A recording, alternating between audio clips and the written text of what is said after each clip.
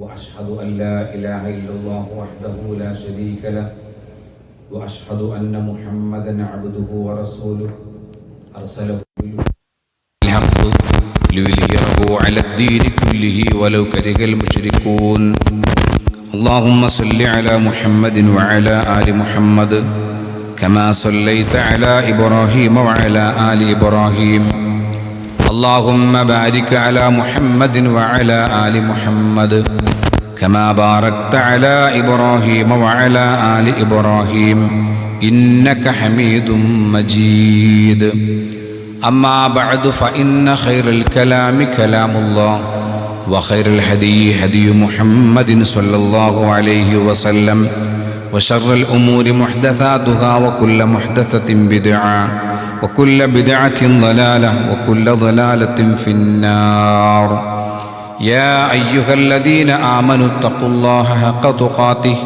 ولا تموتن إلا وأنتم مسلمون يا أيها الناس اتقوا ربكم الذي خلقكم من نفس واحدة وخلق منها زوجها وبث منهما رجالا كثيرا ونساء واتقوا الله الذي تساءلون به والأرحام إن الله كان عليكم رقيبا رب اشرح لي صدري ويسر لي أمري واحلل عقدة من لساني يفقهوا قولي أعوذ بالله من الشيطان الرجيم زين للناس حب الشهوات من النساء والبنين والقناطير المقنطرة من الذهب والفضة والخيل المصومة والأنعام والحرث ذلك متاع الحياة الدنيا والله عنده حسن المآب أيها الناس ഉസീക്കും വഇയ്യായ നഫ്സി അവ്വലം ബിത്തഖ്വല്ലാ. സത്യവിശ്വാസികളെ, വിശ്വാസിനികളെ, അള്ളാഹുവിൻ്റെ നിയമനിർദ്ദേശങ്ങൾ ജീവിതത്തിൻ്റെ എല്ലാ മേഖലകളിലും കൃത്യമായി സൂക്ഷിച്ചു പാലിച്ച് അവനെ ഭയപ്പെട്ടുകൊണ്ട് ജീവിക്കണമേ എന്ന് ആദ്യം എന്നെയും അതുപോലെ നിങ്ങൾ ഓരോരുത്തരെയും ഉപദേശിക്കുന്നു, വസിയത്ത് ചെയ്യുന്നു. അല്ലാഹു സുബ്ഹാനഹു വ തആല അവൻ്റെ സജ്ജനങ്ങളുടെ കൂട്ടത്തിൽ നമ്മെ ഏവരെയും ഉൾപ്പെടുത്തി അനുഗ്രഹിക്കുമാറാവട്ടെ. പരിശുദ്ധ ഖുർആനിലെ 3-ാം അധ്യായം സൂറത്തുൽ ആലി ഇംറാനിലെ 14-ാമത്തെ ഒരു വചനം. ആ വചനത്തിലൂടെ അള്ളാഹു നമ്മളെ പഠിപ്പിക്കുന്ന ചില പാഠങ്ങളുണ്ട്. ഭൗതിക ജീവിതത്തോട് അമിതമായ താല്പര്യം കാണിക്കുന്ന, ആ ഭൗതിക ലോകത്തിൻ്റെ ഇച്ഛകൾക്ക് പിന്നാലെ പോയി പരലോകം നഷ്ടപ്പെടുത്തുന്ന ആളുകൾക്ക് ഒരു ഉപദേശമായിക്കൊണ്ടാണ് അള്ളാഹു ആയത്തിലൂടെ ചില കാര്യങ്ങൾ പഠിപ്പിക്കുന്നത്. അത് ചെറിയ ഒരു വിശദീകരണം മാത്രമാണ് നൽകാൻ ഉദ്ദേശിക്കുന്നത്. അള്ളാഹു പറയുന്നു, സുയ്യിന ലിന്നാസ്, മനുഷ്യന്മാർക്ക് അലങ്കാരമാക്കപ്പെട്ടിരിക്കുന്നു. ഇതിലെ ഓരോ വാക്കുകളും നമ്മൾ കൃത്യമായി ശ്രദ്ധിക്കണം. സുയ്യിന ലിന്നാസി, മനുഷ്യന്മാർക്ക് അലങ്കാരമാക്കപ്പെട്ടിരിക്കുന്നു. അശഹവാത്തി മിനൻ നിസായി, സ്ത്രീകളെ സംബന്ധിച്ചുള്ള ആ ഒരു താല്പര്യം, ആ ഒരു ഇച്ഛ, സ്ത്രീകളോടുള്ള ആ ഒരു സ്നേഹം, അത് മനുഷ്യന്മാർക്ക് അള്ളാഹു ഭംഗിയാക്കി കാണിക്കപ്പെട്ടിരിക്കുന്നു എന്നാണ്. അതിനുശേഷം ബാക്കിയുള്ള കാര്യങ്ങളൊക്കെ പറയുന്നുണ്ട്. അപ്പോൾ ഇവിടെ മനസ്സിലാക്കേണ്ട കാര്യം, അള്ളാഹു സുബ്ഹാനഹു വ തആല ഒരു പുരുഷന് ഇണയായിക്കൊണ്ടാണ് സ്ത്രീകളെ സൃഷ്ടിച്ചിരിക്കുന്നത്. അതുകൊണ്ട് നമുക്ക് നമ്മുടെ ജീവിതത്തിൽ ഇണയും തുണയും ആവശ്യമാണ്. നാം ഇഷ്ടപ്പെടുന്ന മതബോധമുള്ള ഒരു നല്ല സ്ത്രീയെ തിരഞ്ഞെടുത്തുകൊണ്ട് നമുക്ക് കുടുംബജീവിതം നയിക്കാം. അതിന് ഇസ്ലാം എതിരല്ല, ഇസ്ലാം അനുവദിക്കുന്ന കാര്യമാണ്. ഒമിൻ ആയാതി അൻ ഖലഖലകും മിൻ അൻഫുസികും അസ്വാജൻ ലിതസ്കുനു ഇലൈഹ, ഖുർആൻ പറഞ്ഞു, നിങ്ങളിൽ നിന്ന് ഇണകളെ നിങ്ങൾക്ക് സൃഷ്ടിച്ചു തന്നതിൽ ലിതസ്കുനു ഇലൈഹ, സമാധാനം അടയാൻ വേണ്ടിയാകുന്നു എന്ന്. അങ്ങനെ ദീനുള്ള ഒരു സ്ത്രീയെ തിരഞ്ഞെടുത്തുകൊണ്ട് കുടുംബജീവിതം നയിക്കുക എന്നത് വിശ്വാസികളായി നമുക്ക് ബാധ്യതപ്പെട്ട ഒരു കാര്യമാണ്. ആ ദീന് തന്നെ വേണം. അതല്ല അവളുടെ സൗന്ദര്യം ആഗ്രഹിച്ചുകൊണ്ടാണെങ്കിൽ അത് തികച്ചും പരാജയത്തിലേക്കാണ് പോകുന്നത്. മറിച്ച് ദീനുള്ള പെണ്ണിന് സൗന്ദര്യമുണ്ട്, അവൾക്ക് സമ്പത്തുണ്ട്, അവൾക്ക് തറവാടുണ്ട്, അത് അള്ളാഹു അവൾക്ക് നൽകിയ അനുഗ്രഹമാണ് എന്ന് വിചാരിച്ചാൽ മതി. പക്ഷേ അതൊന്നും പരിഗണിക്കാതെ വെറും സൗന്ദര്യം മാത്രം പരിഗണിക്കുമ്പോൾ ചിലപ്പോൾ അതിൻ്റെ പിന്നിൽ ഭവിഷ്യത്തുകൾ പിന്നീട് അനുഭവിക്കേണ്ടി വരും. മതബോധമില്ലാത്ത ഒരു പെണ്ണ് ഭർത്താവിനെ കൃത്യമായി അനുസരിക്കൂല.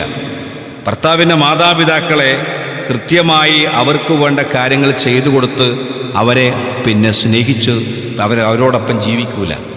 അതൊക്കെ ദീനില്ലാത്ത പെണ്ണിൻ്റെ ചില കാര്യങ്ങളാണ്. എന്നാൽ ദീനുള്ള പെണ്ണാണെങ്കിൽ അവൾ അങ്ങനെയൊന്നുമല്ല. അവൾ ഖുർആനിൽ നിന്ന് കൃത്യമായി കാര്യങ്ങൾ പഠിച്ചു മനസ്സിലാക്കിയിട്ടുണ്ടാകും. അതുകൊണ്ട് തന്നെ ഭർത്താവിനെയും ഭർത്താവിൻ്റെ മാതാപിതാക്കളെയും തൻ്റെ സന്താനങ്ങളെയും ഏതു പ്രകാരമാണ് വളർത്തേണ്ടത് എന്ന് കൃത്യമായ ഒരു കാഴ്ചപ്പാട് ഇസ്ലാമിൻ്റെ ആ ഒരു ജിഹ്വയിൽ നിന്ന് അവൾ മനസ്സിലാക്കിയിട്ടുണ്ട്. അതനുസരിച്ചുകൊണ്ട് അവൾ ജീവിക്കും.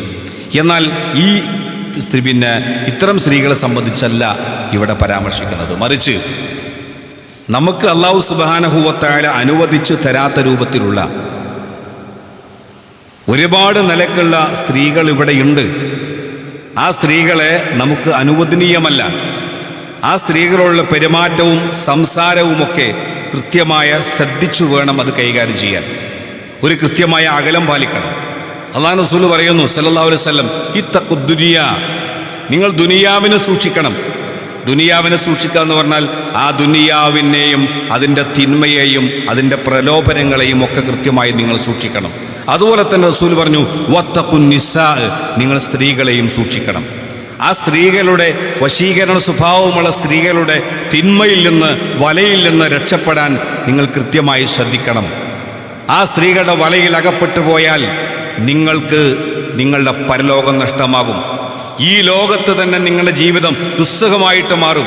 സമൂഹത്തിൽ നാണം കെട്ടുപോകും. സമൂഹത്തിൽ സമാധാനത്തോടുകൂടി ജീവിക്കാൻ സാധ്യമല്ലാത്തൊരവസ്ഥ വരും. അതുകൊണ്ട് നിങ്ങൾ സ്ത്രീകളെ സൂക്ഷിക്കണം എന്ന് റസൂലുള്ള പറയുന്നു. മറ്റൊരു ഹദീസ് റസൂൽ പറയാണ്, ഇയ്യാകും വദ്ദുഖൂല അലൻ നിസായി, നിങ്ങൾ അന്യ സ്ത്രീകളുമായി ഒറ്റപ്പെടുന്ന നിങ്ങൾ കൃത്യമായി സൂക്ഷിക്കണം. ഫഖാല റജുലു മിനൽ അൻസാർ, അൻസാരിൽപ്പെട്ട ഒരാൾ ചോദിക്കുന്നു, യാ റസൂലല്ലാഹ്, അല്ലാഹുവിൻ്റെ റസൂലേ, അഫറഅയ്തൽ ഹമു, എന്നാൽ കുടുംബബന്ധത്തിൽപ്പെട്ട ഒരു സ്ത്രീയാണെങ്കിലോ?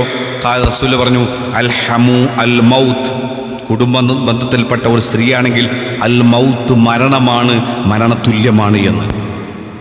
ഇതൊക്കെ പറയാനുള്ള കാരണം എന്താണ്? സമൂഹത്തിൽ പാശ്ചാത്യ സംസ്കാരം കടമെടുത്തുകൊണ്ട് ജീവിക്കാൻ താല്പര്യപ്പെടുന്ന ഒരുപാട് ആളുകളുണ്ട്. മുമ്പുള്ള ആ ഒരു ഇസ്ലാമികമായ കാഴ്ചപ്പാടുകളല്ല ഇപ്പോൾ മനുഷ്യന്മാർക്കുള്ളത്. അന്യ സ്ത്രീകളുള്ള പെരുമാറ്റം ഏത് രൂപത്തിലായിരിക്കണമെന്ന് ഇസ്ലാം പഠിപ്പിക്കുന്നുണ്ടെങ്കിലും അതിനോടൊന്നും വലിയ താല്പര്യമില്ല. കല്യാണങ്ങളിലോ സൽക്കാരങ്ങളൊക്കെ പങ്കെടുക്കുന്ന സമയത്ത് അന്യ സ്ത്രീകൾ എന്ന് പറഞ്ഞാരാ? അന്യസ്ത്രീകൾ എന്ന് പറഞ്ഞാരാ?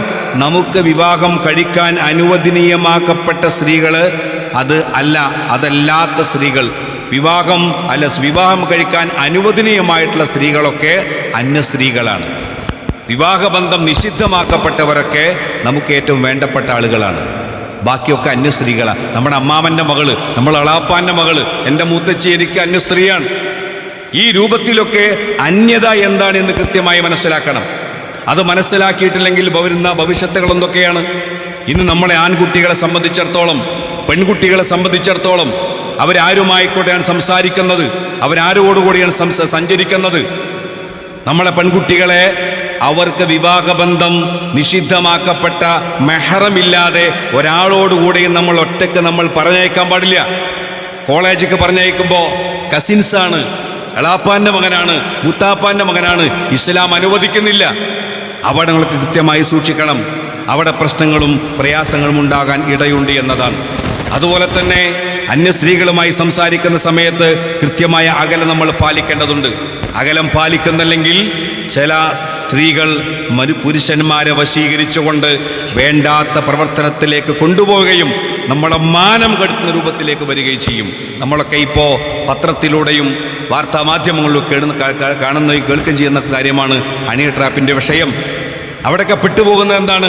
അല്ലാഹു സുബ്ഹാനഹു വ തആല ഒരു അലങ്കാരമാക്കി നമുക്ക് കാണിച്ചു തന്ന ആ സ്ത്രീകളോടുള്ള അമിതമായ ഒരു സ്നേഹമാണ്. നമ്മുടെ ഭാര്യയെ സ്നേഹിക്കുന്നതിലൊക്കെ അപ്പുറം, നമ്മുടെ മാതാപിതാക്കളെ സ്നേഹിക്കുന്നതിനപ്പുറം മറ്റൊരു സ്ത്രീയെ നമ്മൾ സ്നേഹിക്കേണ്ടതില്ല. അതിനൊക്കെ കൃത്യമായി അകലം പാലിക്കേണ്ടതുണ്ട്. അതേപോലെ തന്നെ പുരുഷന്മാർ ആകർഷിക്കുന്ന രൂപത്തിലുള്ള വേഷവിധാനങ്ങളുമായിട്ടാണ് പലപ്പോഴും ചില സ്ത്രീകളെ നമ്മൾ കണ്ടുകൊണ്ടിരിക്കുന്നത്. അവിടെ അമുസ്ലിം മുസ്ലിം ഒന്നും വ്യത്യാസമില്ല. മുസ്ലിം സഹോദരിമാരാണെങ്കിൽ പോലും അനിസ്ലാമികമായ വേഷത്തോടുകൂടി നടക്കുന്നവരെ കാണാൻ കഴിയും. റസൂലുള്ളാഹി പറയുന്നു, വനിസാഉൻ കാസിയാത്തുൻ ആരിയാത്തുൻ മായിലാത്തുൻ മുമീലാത്തുൻ മായിലാത്തുൻ റൂസഹുന്ന കാസിനിമത്തിൽ ബുഖ്തിൽ മായില. ചില സ്ത്രീകളുണ്ട്, അവർ കൃത്യമായ വസ്ത്രം ധരിച്ചിട്ടുണ്ടെങ്കിലും അവർ നഗ്നകളാകുന്നു. അവർ ഒട്ടകത്തിന്റെ പൂഞ്ഞ പോലെ അവരിങ്ങനെ ചാഞ്ഞും ചെരിഞ്ഞും നടക്കുന്നവരാകുന്നു. റസൂൽ പറയുന്നു, ലാ യദ്ഖുലുൽ ജന്ന, അവർക്ക് സ്വർഗം നിഷിദ്ധമാണ്, അവർ സ്വർഗത്തിലേക്ക് പ്രവേശിക്കുകയില്ല. വലാ യജിദന റീഹഹ, അവർക്ക് സ്വർഗത്തിന്റെ വാസന പോലും കേൾക്കാൻ കഴിയില്ല. അത്തരത്തിൽ പുരുഷന്മാരെ വശീകരിക്കാൻ വേണ്ടി നടക്കുന്ന പെണ്ണുങ്ങളുണ്ട്, സുഗന്ധദ്രവ്യം ഉപയോഗിക്കുന്നവരുണ്ട്, അതുപോലെ തന്നെ ഈ മേക്കപ്പ് പോലുള്ള വസ്തുക്കൾ ഉപയോഗിക്കുന്നവരുണ്ട്. ഇത്തരത്തിലുള്ള വലകളിൽ പെട്ടുപോകാതിരിക്കാൻ പ്രത്യേകമായി നമ്മൾ ശ്രദ്ധിക്കണം. അതാ ഖുർആൻ പറഞ്ഞ ഹുബ്ബു ഷഹവാത്ത് മിനൻ നിസാഇ, ഒരുപാട് വിശദീകരിച്ച് മനസ്സിലാക്കേണ്ട ഒരു കാര്യമാണ്. കൃത്യമായി നമ്മൾ ശ്രദ്ധിക്കണം. നമ്മൾ സോഷ്യൽ മീഡിയ ഉപയോഗിക്കുന്നവരാണ്. പലപ്പോഴും പല രൂപത്തിലുള്ള ഗ്രൂപ്പുകളിലൂടെയും ഒക്കെ ചർച്ചകളൊക്കെ വരുമ്പോൾ അല്ലെങ്കിൽ പലതും കാണുമ്പോൾ കൃത്യമായിട്ട് നമ്മൾ ശ്രദ്ധിക്കണം. നമ്മളെ പരലോകം അതിലൂടെ നഷ്ടപ്പെട്ടു പോകാൻ പാടില്ല. രണ്ടാമതായിട്ട് അലങ്കാരമായിട്ട് പറഞ്ഞെന്താ, വൽബനീൻ, മക്കളെ സംബന്ധിച്ചാണ്. മക്കൾ അലങ്കാരമാണ്, മക്കൾ അനുഗ്രഹമാണ്. മക്കളെ അനുഗ്രഹമാക്കി മാറ്റാൻ നാം ശ്രദ്ധിക്കണം. മക്കൾ പരീക്ഷണമാണ്. ഖുർആൻ പറഞ്ഞു, ഇന്നമാ അംവാലുക്കും ഔലാദുക്കും ഫിത്ന, നിങ്ങളുടെ മക്കളും നിങ്ങളുടെ ധനവുമൊക്കെ ഒരു പരീക്ഷണമാകുന്നു. അൽമാലു വൽ ബനൂന സീനത്തുൽ ഹയാത്തിദ് ദുനിയ, ഐഹിക ജീവിതത്തിലെ ഒരു അലങ്കാരമാകുന്നു ധനവും മക്കളും. ആ മക്കളെ നമ്മൾ കൃത്യമായി ഉപയോഗപ്പെടുത്തണം. ദുനിയാവിന് വേണ്ടി മാത്രമല്ല, ആഖിറത്തിനു വേണ്ടി. നാളെ നമ്മൾ മരണപ്പെട്ട് കഴിഞ്ഞാൽ റബ്ബിർഹംഹുമാ കമാ റബ്ബയാനി സഗീറ, പടച്ചോനെ എന്നെ ചെറുപ്പത്തിൽ പോറ്റി വളർത്തിയ ആ മാതാപിതാക്കൾക്ക് കരുണ കാണിക്കണേ റബ്ബേ എന്ന് പ്രാർത്ഥിക്കുന്ന വലതുൻ സ്വാലിഹുൻ യദ്ഉ ലഹു എന്ന് പറഞ്ഞ റസൂലുള്ളാഹി. അങ്ങനെ പ്രാർത്ഥിക്കുന്ന മക്കളാക്കി മാറ്റണം നമ്മുടെ മക്കളെ. അതേ ഉപകാരപ്പെടുള്ളൂ.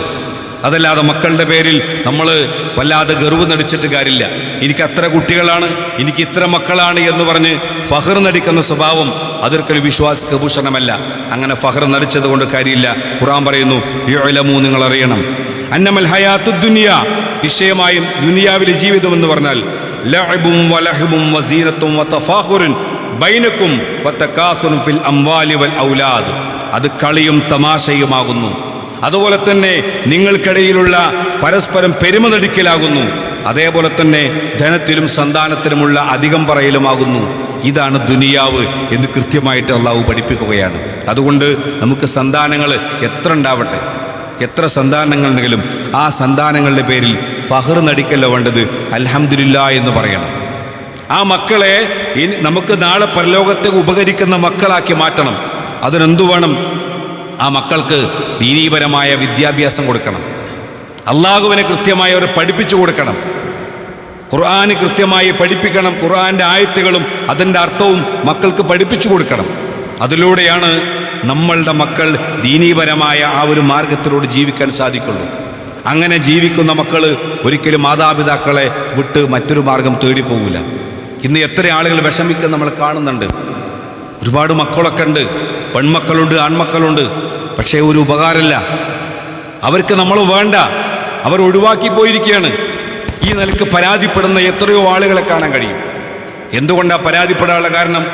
ആ മക്കൾ വളർന്നു വരുമ്പോൾ ആ മക്കളെ കാര്യമായി സ്നേഹിച്ചിട്ടില്ല അവർ. നമ്മൾ മക്കളെ സ്നേഹിക്കണം. റസൂലുള്ളാഹി സ്വല്ലല്ലാഹു അലൈഹി വസല്ലമ ഒരിക്കൽ കുട്ടികളെ ചുംബനവുമായി ബന്ധപ്പെട്ട വിഷയം പറഞ്ഞപ്പോൾ ഒരു ആരായ പറഞ്ഞു, ഞങ്ങൾ മക്കളെ ചുംബിക്കാറില്ല എന്ന്. റസൂൽ പറഞ്ഞു, നിങ്ങളുടെ ഹൃദയത്തിൽ നിന്ന് അള്ളാഹു കാരുണ്യം എടുത്തു കൊടുത്തിട്ടുണ്ടെങ്കിൽ ഉത്തരവാദി ഞാനല്ല എന്നാണ്. മക്കളെ ചുംബനം തൊട്ടാണ് സ്നേഹം നമ്മൾ തുടങ്ങേണ്ടത്. അതുപോലെ അവർക്ക് ചില കാര്യങ്ങളെ പറഞ്ഞു പഠിപ്പിക്കല്ല, ജീവിച്ച് കാണിച്ചു കൊടുക്കണം. നമ്മുടെ മാതാപിതാക്കളെ നമ്മൾ സ്നേഹിക്കേണ്ടതും അല്ലെങ്കിൽ മാതാപിതാക്കളെ സ്നേഹിക്കേണ്ടതും പരിലാളിക്കേണ്ടതും അവർക്ക് ഒത്താശ ചെയ്തു കൊടുക്കേണ്ടതും അത് പഠിപ്പിക്കുകയല്ല വേണ്ടത്, ചെയ്ത് കാണിച്ചു കൊടുക്കണം. നമ്മുടെ ഉമ്മാനെ സ്നേഹിക്കുന്നത് എങ്ങനെയാണ്, നമ്മളെ ബാപ്പാനെങ്ങനെ സ്നേഹിക്കുന്നത്, നമ്മുടെ ബാപ്പാടെങ്ങനെ പെരുമാറുന്നത്, ഈ കാര്യങ്ങളൊക്കെ നമ്മളെ കുട്ടികളെ കൃത്യമായി കണ്ടു പഠിക്കും. അത് കണ്ടു പഠിക്കുമ്പോൾ സ്വാഭാവികമായിട്ടും അവരും പിന്നെ ജീവിതത്തിലേക്ക് അത് കൊണ്ടുവരും. ആ നിലക്ക് മക്കൾക്ക് മാതൃകയാകുന്ന മാതാപിതാക്കളായിട്ട് നമുക്ക് മാറാൻ കഴിയണം. നമ്മൾ അനാവശ്യം പറയുന്നുവെങ്കിൽ നമ്മളെ മക്കളും അനാവശ്യം പറയും. നമ്മൾ വൃത്തികെട്ട സ്വഭാവത്തിനുടമയാണെങ്കിൽ നമ്മുടെ മക്കളും ആ രൂപത്തിലേക്ക് മാറും. അപ്പോൾ അല്ലാഹു സുബ്ഹാനഹു വ തആല അലങ്കാരമാക്കി കാണിച്ചിട്ടുള്ള ആ സന്താനങ്ങളെ നമുക്ക് നാളെ പരലോകത്ത് ഉപകരിക്കുന്ന സന്താനങ്ങളാക്കി മാറ്റണം. അതല്ലെങ്കിൽ ആ മക്കളിലൂടെ തന്നെ നമ്മൾ ഈ ലോകത്ത് വെച്ച് നരകയാതന അനുഭവിക്കേണ്ടി വരും. അതാ ഖുർആൻ പറഞ്ഞത്, യാ അയ്യുഹല്ലദീന ആമനു, സത്യവിശ്വാസികളെ, ഇന്ന മിന അസ്വാജിക്കും വഔലാദിക്കും അദുവ്വൻ ലക്കും, നിങ്ങളുടെ ഇണകളിലും നിങ്ങളുടെ സന്താനങ്ങളിലും നിങ്ങൾക്ക് ശത്രുക്കളുണ്ട്, ഫഹദറുഹും, അതുകൊണ്ട് നിങ്ങൾ കൃത്യമായി കരുതിയിരിക്കണമെന്ന് ഖുർആൻ പറയാണ്. ശത്രുക്കളുണ്ട്, ഒരു തരം ശത്രുക്കൾ. അതെന്താ പറയാനുള്ള കാരണം? ചില മക്കളുടെ താല്പര്യങ്ങൾക്ക് വേണ്ടി ദീനിനെ മാറ്റിവെക്കുന്നൊരവസ്ഥ ചില രക്ഷിതാക്കളുടെ ജീവിതത്തിലുണ്ടാകും. മക്കൾക്ക് വേണ്ടി മാറ്റിവെക്കുക, മക്കൾക്ക് വേണ്ടി വാക്ക് മാറ്റി പറയുക, മക്കൾ മുഖേന സമൂഹത്തിലൂടെ നടക്കാൻ പറ്റാത്ത സാഹചര്യം ഉണ്ടാവുക, മക്കൾ മുഖേന അല്ലെങ്കിൽ ഭാര്യ മുഖേന ഹറാമായ പ്രവർത്തനങ്ങൾ ചെയ്യാൻ വേണ്ടി നിർബന്ധിതനാവുക, ഈ രൂപത്തിലൊക്കെ ഉണ്ടാവും. നമ്മളെ ഭാര്യമാര് ശത്രുക്കളാണ് എന്ന് ഖുർആൻ പറയാനുള്ള കാരണം, ചില ഭാര്യമാര് ഭർത്താക്കന്മാർ നിർബന്ധിക്കുന്നു. എന്തിന്? നമ്മുടെ സൗകര്യങ്ങളൊന്നും പോരാ, അതുകൊണ്ട് വട്ടിപ്പലിശക്ക് വേണം, പൈസ എടുക്കണം, ബാങ്കിൽ നിന്ന് ലോൺ എടുക്കണം, കണ്ടില്ലേ മറ്റൊന്ന് വീട് കണ്ടില്ലേ, ഇവൻ്റെ വാഹനം കണ്ടില്ലേ, അതുകൊണ്ട് നമുക്കും വേണം എന്ന് പറഞ്ഞ് ഭർത്താവിനെ കൊണ്ട് നിർബന്ധിപ്പിച്ച് ലോൺ എടുക്കുന്ന ചില ഭാര്യമാരുണ്ട്. അവരെ സംബന്ധിച്ച് ഖുർആൻ പറഞ്ഞത് ശത്രുക്കളാവും എന്ന് പറഞ്ഞത്. അതുകൊണ്ട് നമ്മുടെ ഭാര്യമാരും നമ്മുടെ മക്കളും ശത്രുക്കളാകാതിരിക്കുവാനും നമ്മുടെ മക്കൾ നാളെ നമുക്ക് വേണ്ടി പ്രാർത്ഥിക്കുന്ന മക്കളാക്കി മാറ്റണമെങ്കിൽ കൃത്യമായ ഒരു പ്ലാനിങ്ങോടുകൂടി മുന്നോട്ട് പോകാൻ സാധിക്കണം. അതല്ലെങ്കിൽ അലങ്കാരമായ മക്കളെ സംബന്ധിച്ചിടത്തോളം നമ്മൾ മനസ്സിലാക്കേണ്ടത് നമുക്ക് എതിരായിട്ട് മാറും. പിന്നെ മക്കളുടെ ജീവിതത്തിൽ വലിയ പ്രശ്നങ്ങൾ, കുറ്റങ്ങളൊക്കെ ഉണ്ടാകും, കുഴപ്പങ്ങളൊക്കെ ഉണ്ടാകും, തെറ്റുകളുണ്ടാകും.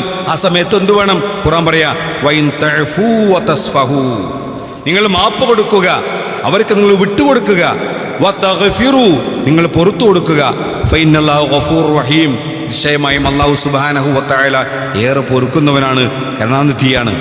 മക്കൾ എന്തെങ്കിലും അരുതായ്മ കാണിക്കുമ്പോൾ സാരല്ലടാ എന്ന് പറയാൻ കഴിയണം, കുഴപ്പമില്ല എന്ന് പറയാൻ കഴിയണം. ആ തെറ്റിന് തിരുത്തു കൊടുക്കാൻ നമുക്ക് സാധിക്കണം.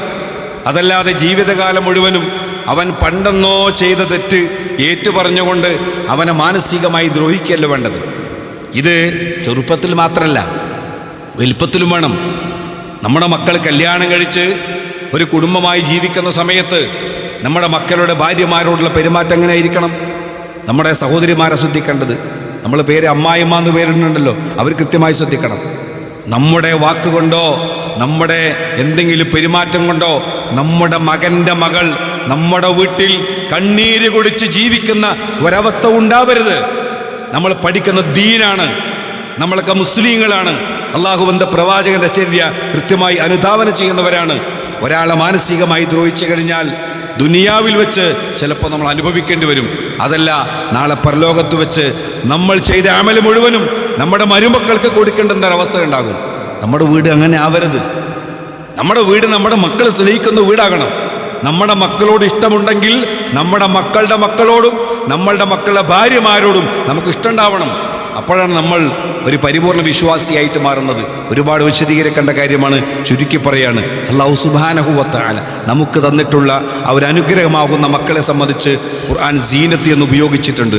ആ അലങ്കാരത്തെ കൃത്യമായി ഉപയോഗപ്പെടുത്തുക.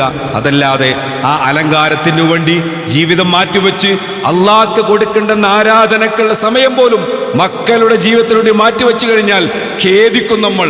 പരലോകത്ത് ചെല്ലുമ്പോൾ മക്കൾ നമ്മുടെ തെറ്റ് ഏറ്റുവാങ്ങണ്ടാവില്ല, നമ്മളെ സഹായിക്കാണ്ടാവില്ല. അതുകൊണ്ട് പിന്നെ ഖുർആൻ പറഞ്ഞില്ലേ, യാ അയ്യുഹല്ലദീന ആമനു, സത്യവിശ്വാസികളെ, ലാ തുൽഹിക്കും അംവാലുക്കും വലാ ഔലാദുക്കും അൻ ദിക്രില്ലാ, നിങ്ങളുടെ സന്താനങ്ങളാവട്ടെ നിങ്ങളുടെ ധനങ്ങളാവട്ടെ അള്ളാഹുവിനെ സ്മരിക്കുന്നതിൽ നിന്ന് നിങ്ങളെ തടയാതിരിക്കട്ടെ എന്ന് ഖുർആൻ പറയാനുള്ള കാരണം അതുകൊണ്ടാണ്. അതുകൊണ്ട് കൃത്യമായി ശ്രദ്ധിക്കണം. പിന്നീട് ഖുർആൻ പറഞ്ഞെന്താ, വൽ ഖനാതീരിൽ മുഖന്തറത്തി മിനൽ ദഹബി വൽ ഫിദ്ദ വൽ ഖൈലിൽ മുസവ്വമത്തി വൽ അൻആമി വൽ ഹർസ് ദാലിക മതാഉൽ ഹയാത്തി ദുനിയ, അതായത് സ്വർണത്തിൻ്റെയും വെള്ളിയുടെയും അട്ടിയിട്ട കൂമ്പാരങ്ങൾ, വൽ ഖൈലിൽ മുസവ്വമത്തി വൽ അൻആമി വൽ ഹർസ്, അതുപോലെ തന്നെ മെച്ചപ്പെട്ട ലക്ഷണമൊത്ത കുതിരകളും അതുപോലെ കാലികളും കൃഷികളും ഒക്കെ. അതായത് ദുനിയാവിൽ ഒരു മനുഷ്യൻ്റെ പിന്നെ സമ്പാദ്യത്തിൽപ്പെട്ട എല്ലാ സംഗതികളും ഖുർആൻ പറയുന്നു ദാലിക മതാഉൽ ഹയാത്തിദ് ദുനിയ, അതൊക്കെ ഐഹിക ലോകത്തെ ചരക്കുകളാകുന്നു എന്ന് പറഞ്ഞു. ഐഹിക ലോകത്തെ ചരക്കുകളാകുന്നു. വല്ലാഹു ഇൻദഹു ഹുസ്നുൽ മആബ്, എന്നാൽ ഏറ്റവും നല്ല പര്യവസാനം അള്ളാഹുവിൻ്റെ അടുക്കലാണ്. ഏറ്റവും നല്ല സുഖം അള്ളാഹുവിൻ്റെ അടുക്കലാണ്. ഈ ദുനിയാവിൽ അള്ളാഹു സുബ്ഹാനഹു വ തആല നമുക്ക് തന്ന എല്ലാവിധ സുഖങ്ങളെക്കാളും ഏറ്റവും വലിയ സുഖം നാളെ പരലോകത്ത് സ്വർഗത്തിലാണ്. ആ സ്വർഗം കരസ്ഥമാക്കാൻ വേണ്ടി ആയിരിക്കണം ഇതൊക്കെ നമ്മൾ ഉപയോഗപ്പെടുത്തേണ്ടത്. അള്ളാഹു നമുക്ക് സമ്പത്ത് തന്നിട്ടുണ്ടെങ്കിൽ ആ സമ്പത്ത് കൃത്യമായി വിനിയോഗിക്കാം, നമ്മുടെ ആവശ്യങ്ങൾക്ക് വിനിയോഗിക്കാം. നമുക്ക് നല്ല വീടുണ്ടാക്കാം, നല്ല വാഹനമുണ്ടാക്കാം, അതിനൊന്നും വിരോധമില്ല. കാരണം അത് അള്ളാഹുവിൻ്റെ അനുഗ്രഹമാണത്. ഖുർആൻ പറയുന്നുണ്ട്, ഖുൽ, പ്രവാചകരെ പറയൂ, മൻ ഹറമ സീനത്തല്ലാഹി ലത്തി അഖ്റജ ലിഇബാദിഹി വത്തയ്യിബാതി മിന റിസ്ഖ്. നബിയെ പറയുക, അള്ളാഹു അവൻ്റെ അടിയാന്മാർക്ക് വേണ്ടി പുറപ്പെടുവിച്ചിട്ടുള്ള അവൻ്റെ ഭംഗിയും ആഹാരത്തിൽ നിന്നുള്ള നല്ല വസ്തുക്കളും നിഷിദ്ധമാക്കിയത് ആരാണെന്ന് ഖുർആൻ ചോദിക്കുന്നത്. നിഷിദ്ധമാക്കാൻ പാടില്ല. സമ്പത്തുണ്ടെങ്കിൽ ആ സമ്പത്തിൻ്റെ അടയാളം നമ്മളിൽ കൃത്യമായിട്ട് കാണണം. മറിച്ച് ആ സമ്പത്ത് ദൂർത്തടിക്കുന്നതിന് പകരം അതിൻ്റെ തോതനുസരിച്ചുകൊണ്ട് നമ്മൾ അള്ളാഹുവിൻ്റെ മാർഗത്തിൽ കൃത്യമായി കൊണ്ട് ചെലവഴിക്കണം. അങ്ങനെ നാളെ പരലോകത്ത് സ്വർഗ്ഗം കരസ്ഥമാക്കാൻ ഈ സമ്പത്ത് ഉപകരിക്കുന്ന രൂപത്തിലായിരിക്കണം. അതല്ലാണ്ട് ഒരു പൊങ്ങച്ചം കാണിക്കുന്നവരായിട്ട് മാറാൻ പാടില്ല. അതിൻ്റെ പിന്നാലെ പോയിട്ട്, സമ്പത്തിൻ്റെ പിന്നാലെ പോയിട്ട് ദീന് കളയുന്ന, അള്ളാഹുവിന് വേണ്ടി ആരാധനയ്ക്ക് പോലും സമയമില്ലാത്തൊരവസ്ഥ അത് വിശ്വാസത്തൊക്കെ ഉണ്ടാകാൻ പാടില്ല. മറിച്ച് സമ്പത്ത് അത് പടച്ചോൻ അനുഗ്രഹമാണ്. അത് അള്ളാഹു സുബ്ഹാനഹു തന്നിട്ടുണ്ട്. അത് ഓരോരുത്തർക്കും വ്യത്യസ്തമായിട്ട് ആ പടച്ചോൻ കൊടുത്തിട്ടുള്ളത്, എല്ലാവർക്കും ഒരുപോലെയല്ല. എന്നാൽ ആ സമ്പത്തിൽ നിന്ന് എന്ത് ചെയ്യണം? നമ്മൾ റബ്ബിൻ്റെ മാർഗ്ഗത്തിൽ ചെലവഴിക്കണം. അള്ളാഹു പറയുന്നു, മൻ ദല്ലദി യുഖ്രിദുല്ലാഹു ഖർളൻ ഹസന, ആരാണ് പടച്ചവന് ഏറ്റവും നല്ല കടം കൊടുക്കാനുള്ളത്? പടച്ചവന് കടം കൊടുക്കുക എന്ന് പറഞ്ഞാൽ അള്ളാഹിൻ്റെ മാർഗ്ഗത്തിൽ ചെലവഴിക്കലാണ്.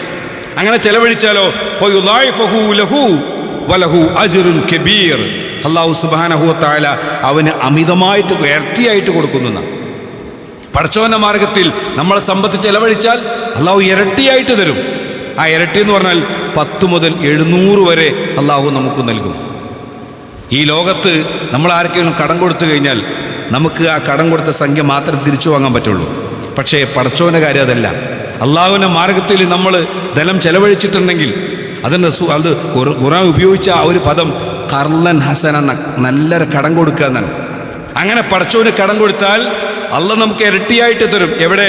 പരലോകത്ത് വെച്ചിട്ട്. റസൂലുള്ളാഹി പറയുന്നു, നമ്മൾ നമ്മുടെ സമ്പാദ്യത്തിൽ നിന്ന് ആത്മാർത്ഥമായിട്ട് ഒരു കാരക്കയുടെ തൂക്കമെങ്കിലും ധർമ്മം ചെയ്തിട്ടുണ്ടെങ്കിൽ നാളെ പരലോകത്ത് പടച്ചോൻ ആ ഒരു ധർമ്മത്തെ ഒരാൾ തൻ്റെ കുതിരക്കുട്ടിയെ വളർത്തുന്നത് പോലെ അങ്ങനെ വളർത്തു വലുതാക്കും. ഇതിൻ്റെ മല പോലെ ഉണ്ടാകുന്ന പറഞ്ഞത്. അപ്പോൾ നമ്മൾ കൊടുത്തതൊന്നും വെറുതെ ആവൂല. പടച്ചോൻ നമുക്ക് തന്നതിൽ നിന്ന് നമ്മൾ കൊടുത്തത് വെറുതെ ആവൂല. ഒക്കെ ഡെപ്പോസിറ്റാണ്. ഇവിടെ ചെലവഴിച്ചതൊക്കെ ഇവിടെ നഷ്ടപ്പെട്ടു പോകും. ഇവിടെ നന്മക്ക് വേണ്ടി ചെലവഴിച്ചാൽ അതൊക്കെ റബ്ബിൻ്റെ അടുക്കൽ കൃത്യമായിട്ടുണ്ടാകും. ആ നിലക്ക് അല്ലാഹു സുബ്ഹാനഹു വ തആല അലങ്കാരമായി നിശ്ചയിച്ചിട്ടുള്ള എല്ലാ വസ്തുക്കളും അത് നമുക്ക് ഉപകരിക്കുന്ന രൂപത്തിലേക്ക് മാറ്റാൻ നമ്മൾ ഓരോരുത്തരും പരിശ്രമിക്കണം, ശ്രദ്ധിക്കണം. അതല്ലാതെ അതിൽ വഞ്ചിതരാവരുത്. സ്ത്രീകളുടെ കാര്യത്തിൽ വഞ്ചിതരാവരുത്. മക്കളുടെ വിഷയത്തിൽ വഞ്ചിതരാവരുത്. നമുക്ക് അള്ളാഹു തന്നിട്ടുള്ള സമ്പാദ്യങ്ങളുടെ വിഷയത്തിൽ വഞ്ചിതരാകാൻ പാടില്ല. അതൊക്കെ ഈ ദുനിയാവിലെ അലങ്കാരമാണ്. ദുനിയാവി എന്നത് കേവലം പരലോകത്തേക്കുള്ള യാത്രയ്ക്ക് മുമ്പുള്ള ഒരു വിശ്രമ കേന്ദ്രം മാത്രമാണ്. ഇവിടെ കുറച്ചു കാലം മാത്രമേ ഉണ്ടാവുള്ളൂ. ആ ലഭിക്കുന്ന കാലം അത്രയും റബ്ബിനെ ഭയപ്പെട്ടുകൊണ്ട് കൃത്യമായ അമലുകൾ ചെയ്ത് അള്ളാഹുവിനെ സൂക്ഷിച്ചുകൊണ്ട് ജീവിച്ചു കഴിഞ്ഞാൽ നാളെ പരലോകത്ത് സ്വർഗ്ഗം കരസ്ഥമാക്കാൻ കഴിയും. അത്തരത്തിലുള്ള ഭാഗ്യവാന്മാരിൽ അള്ളാഹു സുബ്ഹാനഹു വ തആല നമ്മെ ഏവരെയും ഉൾപ്പെടുത്തി അനുഗ്രഹിക്കുമാറാവട്ടെ.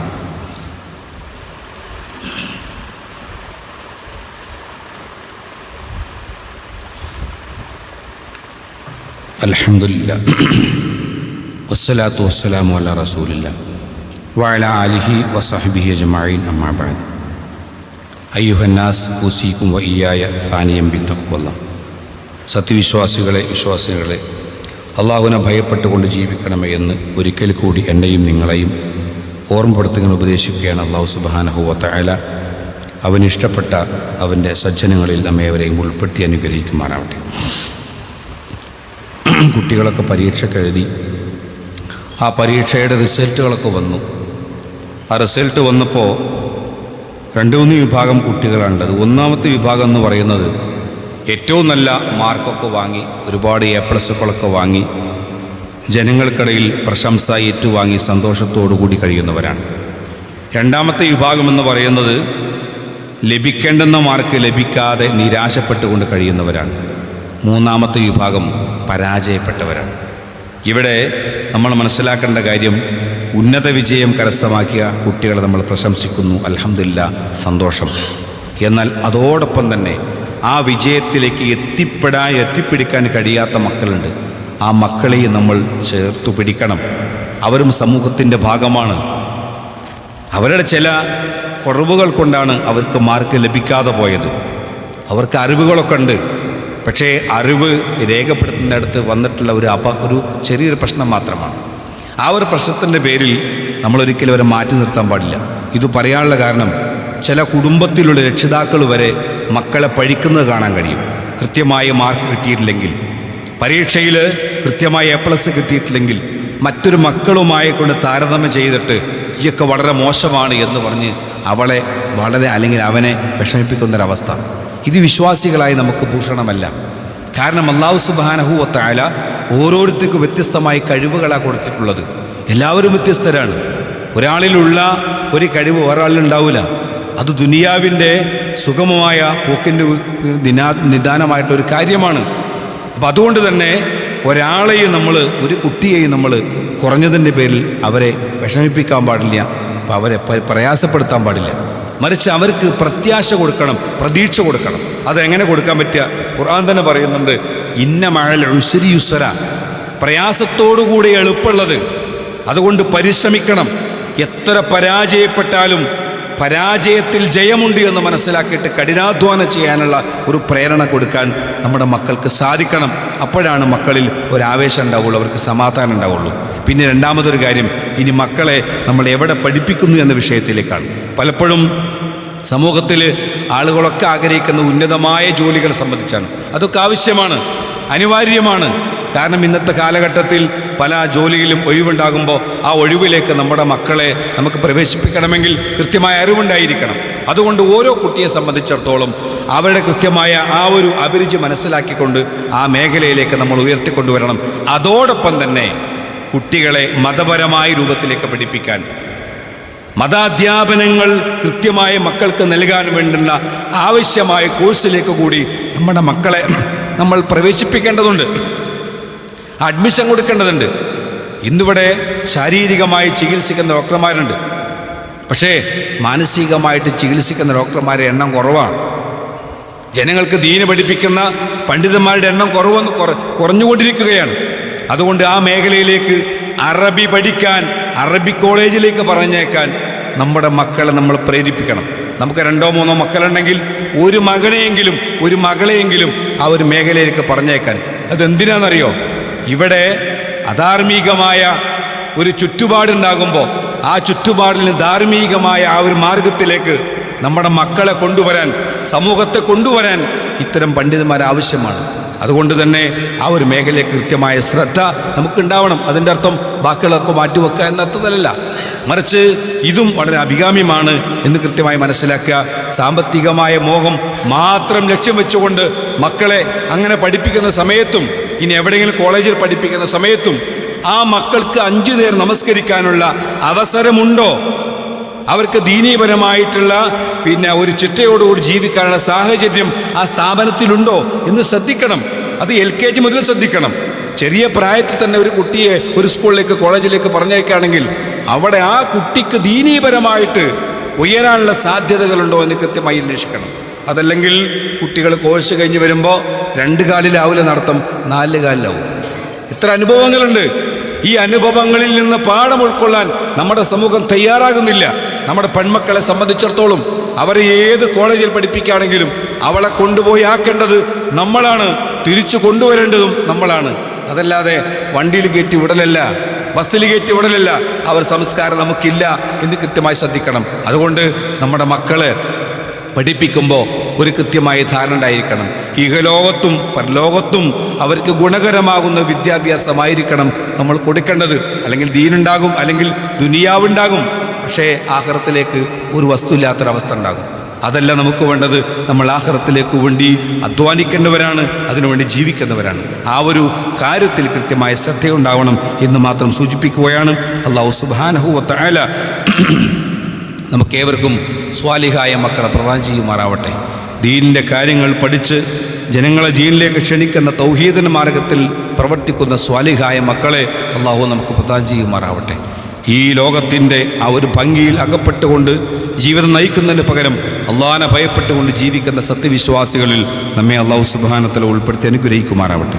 പൈശാചികമായ ദുർബോധനകളിൽ നിന്ന് നമ്മളെയും നമ്മുടെ മക്കളെയും നമ്മുടെ ഇളകളെയും കുടുംബക്കാരെയും അല്ലാഹു കാത്തുരക്ഷിക്കുമാറാവട്ടെ. അല്ലാഹു സുബ്ഹാനഹു വ തആല നമ്മളിൽ മരണപ്പെട്ടു പോയ ആളുകൾക്ക് മഗ്ഫിറത്തും റഹ്മത്തും നൽകി അനുഗ്രഹിക്കുമാറാവട്ടെ. മാരകമായ രോഗങ്ങളിൽ നിന്ന് അല്ലാഹു നമ്മളെ കാത്തുരക്ഷിക്കുമാറാവട്ടെ. ربنا اللهم اغفر للمؤمنين والمؤمنات والمسلمين والمسلمات والأحياء منهم والأموات إنك مجيب دعوات يا قاضي الحاجات. اللهم أجرنا من النار، اللهم أجرنا من النار، اللهم أجرنا من النار. ربنا آتنا في الدنيا حسنة وفي الآخرة حسنة وقنا عذاب النار. ربنا تقبل منا إنك أنت السميع العليم وتب علينا إنك أنت التواب الرحيم. آمين آمين برحمتك يا أرحم الراحمين.